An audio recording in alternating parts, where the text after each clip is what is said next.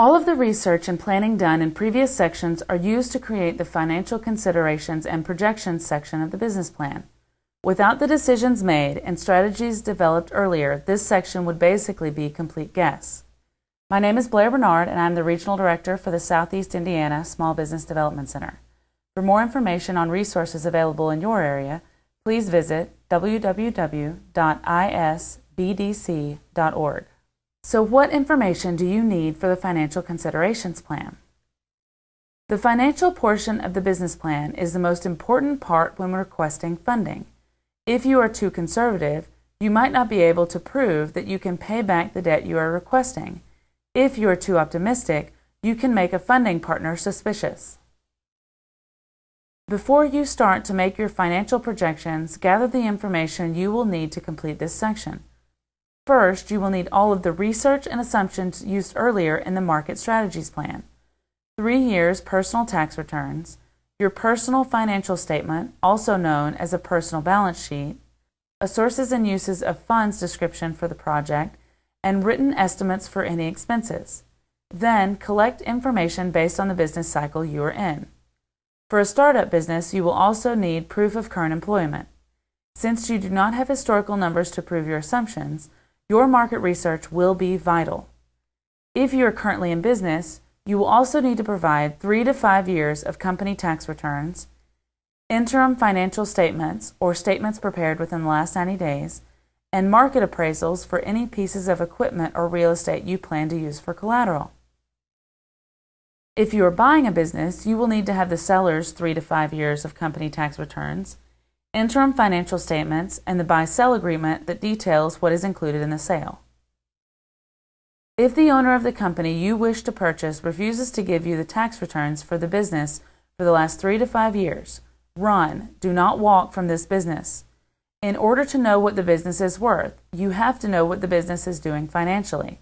A refusal to share historical financial information is usually a sign that it is not a good deal.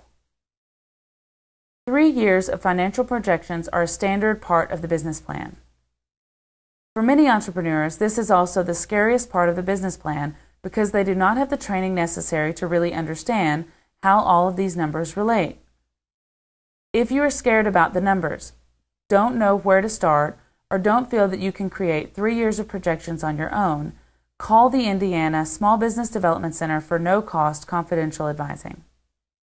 Now we will go through a sample projection and forms. First, calculate the project budget to create a detailed sources and uses of funds.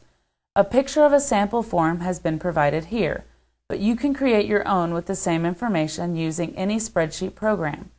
Use the source information to determine how large of a loan you need. Once you have the size of loan you need, calculate the loan payments. A sample amortization table has been provided with a $100,000 loan at 8% for 15 years. But you can do an internet research for loan calculator to get specific loan payment numbers. Next, prepare a budget for your first month of operations using the information you found during your market strategies work, written estimates, and calls made to providers. Input the loan calculations you determined earlier in 2 places by putting loan interest only under loan interest and loan principal only under loan principal. Next, use that 1-month budget to prepare a cash flow statement for 1 year. Try to build in any seasonality your business might experience. For example, a construction company might have expenses year-round, but sales only from March through October.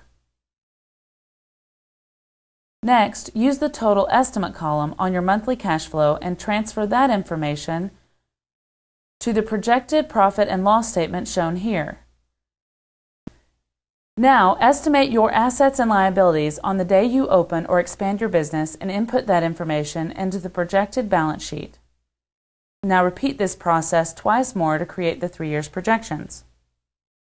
Again, if you are scared about the numbers, don't know where to start, or don't feel that you can create 3 years of projections on your own, call the Indiana Small Business Development Center for no-cost confidential advising.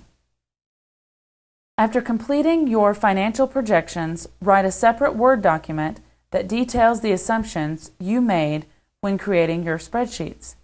If you decided to put a growth rate of 5% because the industry was growing at 6%, let the reader know. If you found a document that stated rent in your area would decrease by 20%, let the reader know. Make sure that you can back up all of your claims, but take this time to prove your numbers and financial decisions. If you have additional questions on this topic, please contact us at www.isbdc.org.